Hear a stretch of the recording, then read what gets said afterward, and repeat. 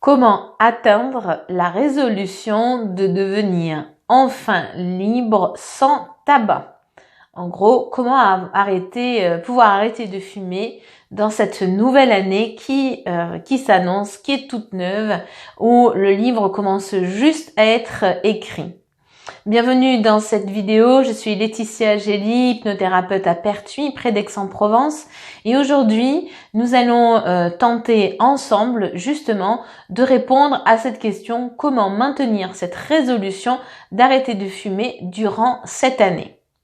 Alors, une des premières clés qui va être vraiment très importante pour pouvoir tenir votre résolution d'arrêter de fumer, ça va être de bien définir votre pourquoi.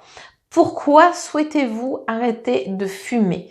C'est vraiment très important parce que souvent, ce que je vois en cabinet d'ailleurs, c'est je veux arrêter de fumer. Pourquoi vous voulez arrêter de fumer?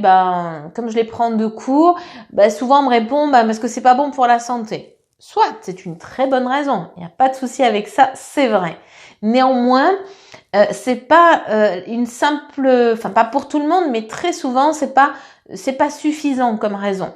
C'est un peu comme, vous savez, ce qu'on vous met sur les paquets de cigarettes là en ce moment, ou un poumon tout nécrosé, ou ce qui peut vous arriver, une trachéotomie, etc. Bon, des images bien sales sur vos paquets de cigarettes. Ça ne vous dissuade pas d'arrêter de fumer. Donc, le fait de dire, c'est pour ma santé, tant que vous n'allez pas être confronté vraiment à des gros problèmes de santé, et encore que vous n'allez pas arrêter de fumer. Donc, il faut trouver quelque chose, vraiment un pourquoi en béton.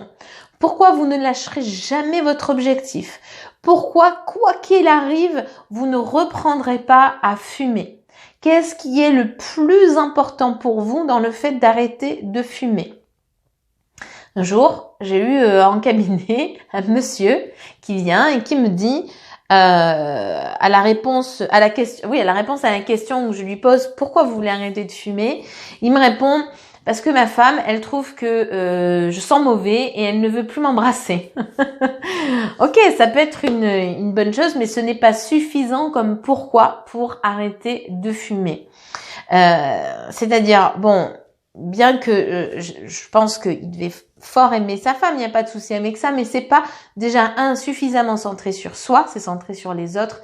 Et ça, vous le savez si vous me connaissez, que c'est pas toujours bon d'être centré sur les autres, en gros jamais bon.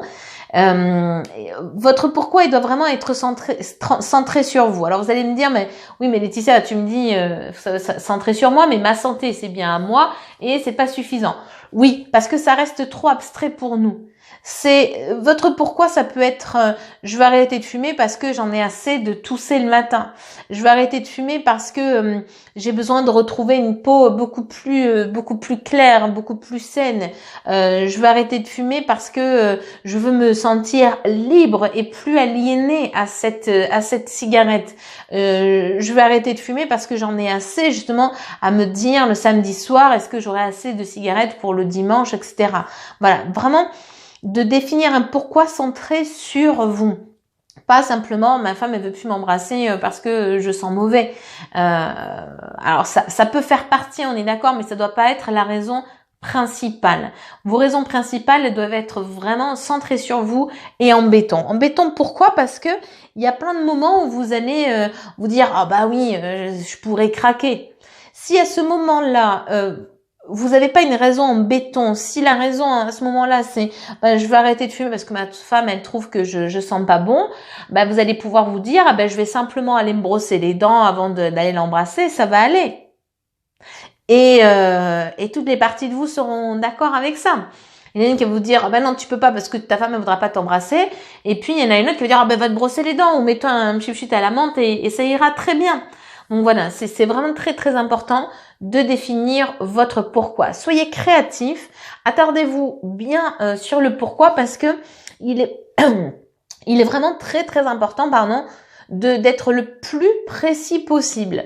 Ce qui doit être précis aussi, c'est de vous visualiser comment vous allez être une fois que vous allez atteindre cet objectif. J'en parlais dans une précédente vidéo aussi des résolutions. Définissez le plus précisément possible comment vous allez être. Et ça, quand je pose cette question souvent au cabinet, C'est vrai que ça fait pas sens aux gens, ils se demandent mais qu'est-ce qu'elle me pose comme question? C'est comment vous allez vous sentir, qu'est-ce que vous allez pouvoir entendre de vous-même, des autres, comment vous allez pouvoir ressentir de nouveau les goûts, les saveurs, etc. Sachez aussi quelque chose de très important, c'est contrairement à quand on fait beaucoup de régimes où ça devient difficile de maigrir, au plus on a fait de tentatives d'arrêt du tabac et qui ont échoué, au plus c'est positif justement pour pouvoir s'arrêter. Pourquoi? Parce que au moins dans cette projection de vous non-fumeur, vous allez savoir déjà comment c'est quand on est non-fumeur. Même si vous n'avez pas arrêté longtemps, même si vous avez arrêté un mois, vous savez comment c'est quand on redevient non-fumeur. C'est-à-dire on en retrouve les goûts, le teint s'éclaircit, on retrouve l'odorat, on se sent mieux respirer, etc., etc.